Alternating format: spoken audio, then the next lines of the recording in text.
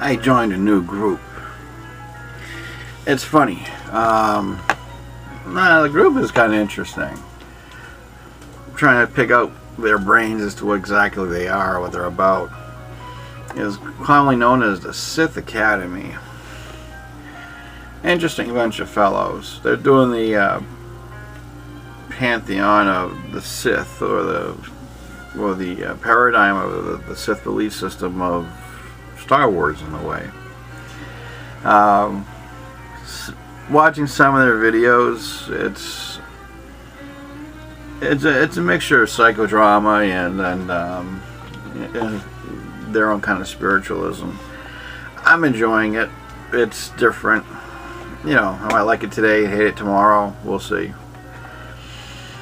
I get a kick out of the titles.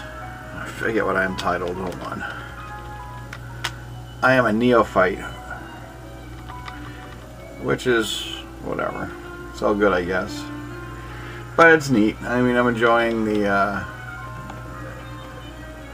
Sith ways. You know, I don't know. I like it. It's fun.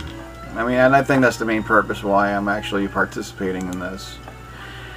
I was over at a network that apparently these guys invaded, and they made the proclamation that they're,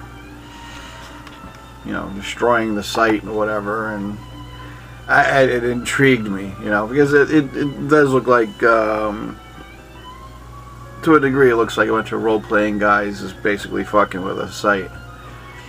But, like I said, to me, so far it's interesting. I mean, everybody has their own escape. They have their own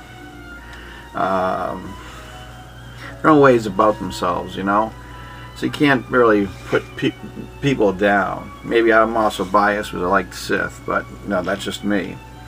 There's a 15-minute short film based from the video game, The Old Republic, where they actually give a lot more Sith footage. And I enjoy it. It has doing some reading is on the fictitious group, the George Lucas description about the basically the economy of the practitioners of the Force. Unfortunately, it is an economy. It should be all inclusive the way I see it, but that's just me. And I hate to cross the land of fiction and the philosophy of the mundane, but how the story is written is very parallel.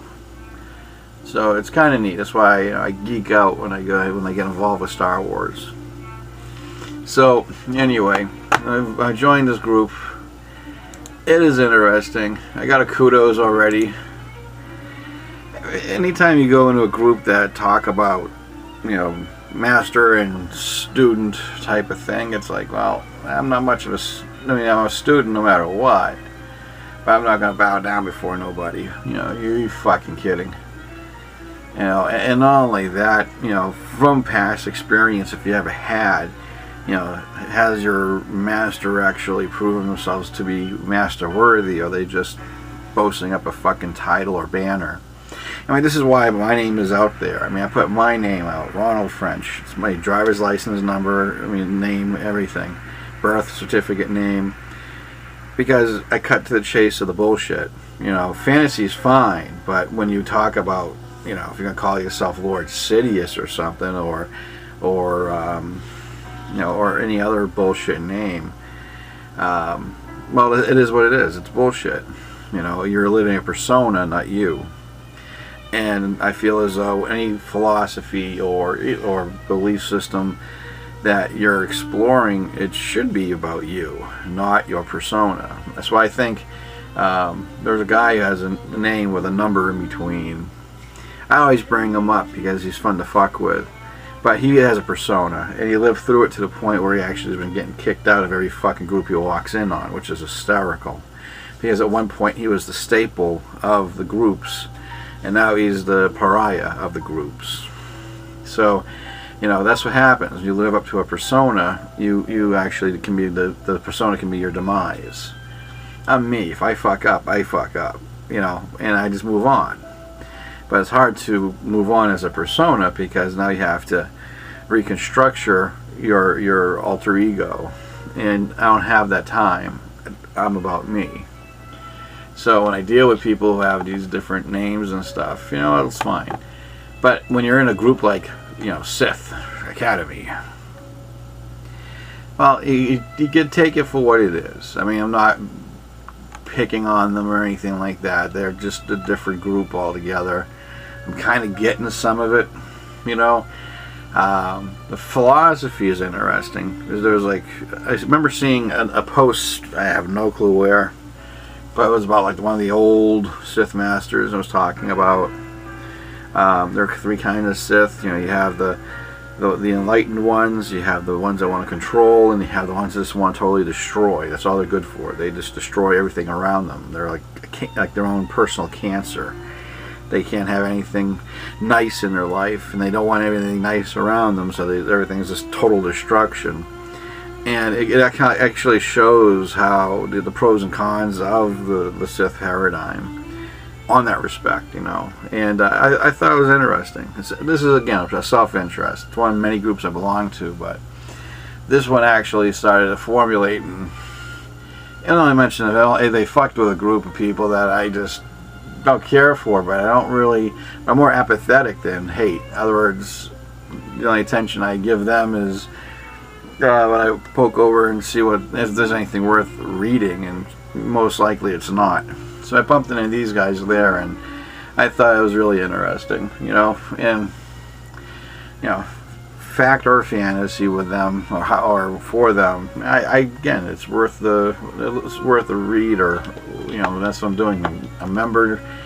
I am exploring their videos, their you know, the reading lists and things like that.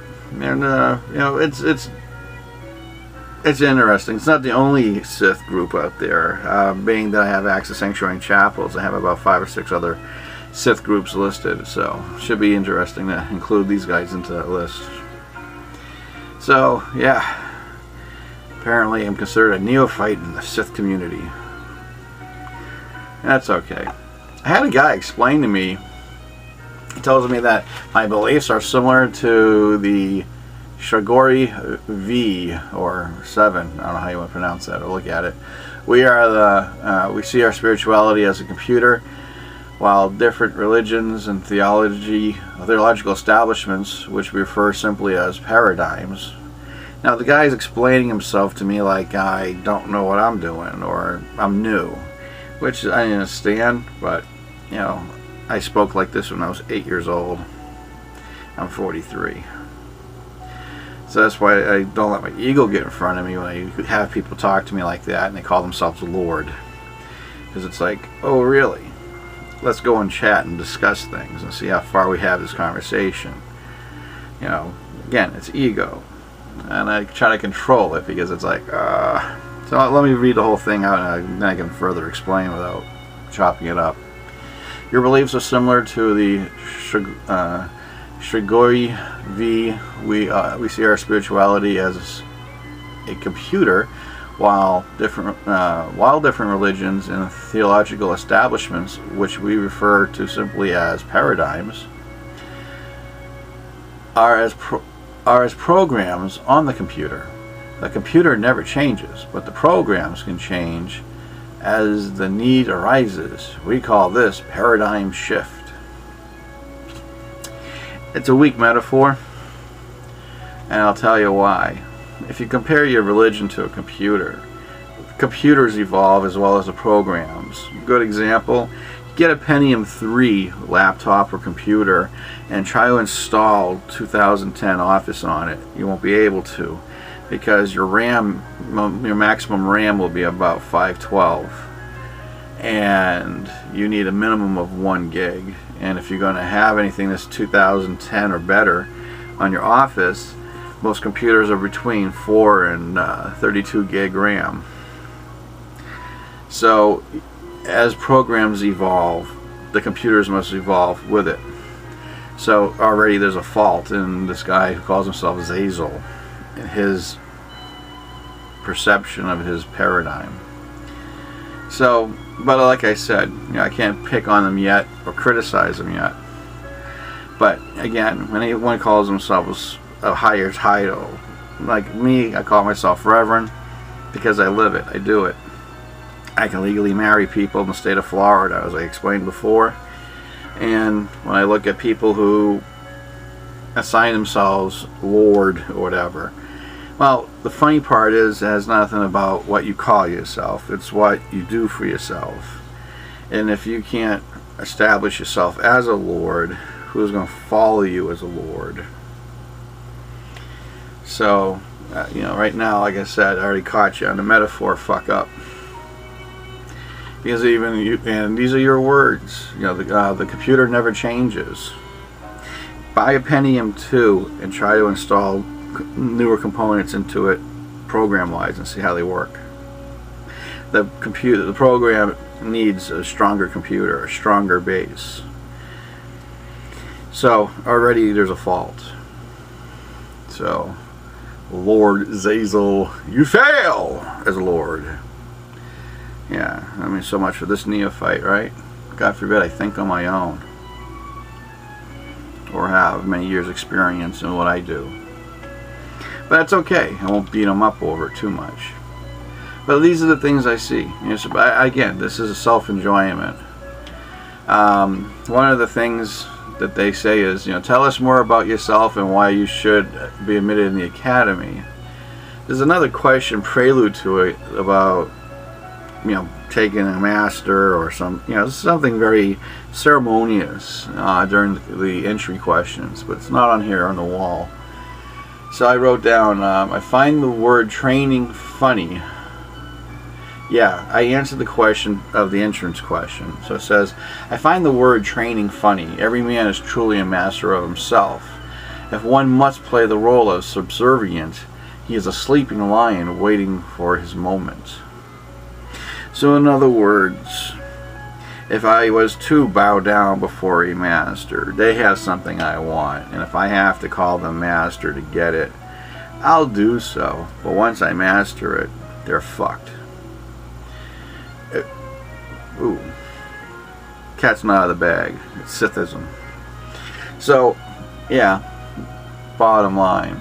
Personally, when it comes to the paradigm of Sith, I always found it funny how always either the master's trying to kill a student or the student's trying to kill a master. I've seen a lot of footage of it. Personally, I love to see it where there is a mutual understanding. There's a mutual level of consciousness before the master realizes this, he can't teach the student any further.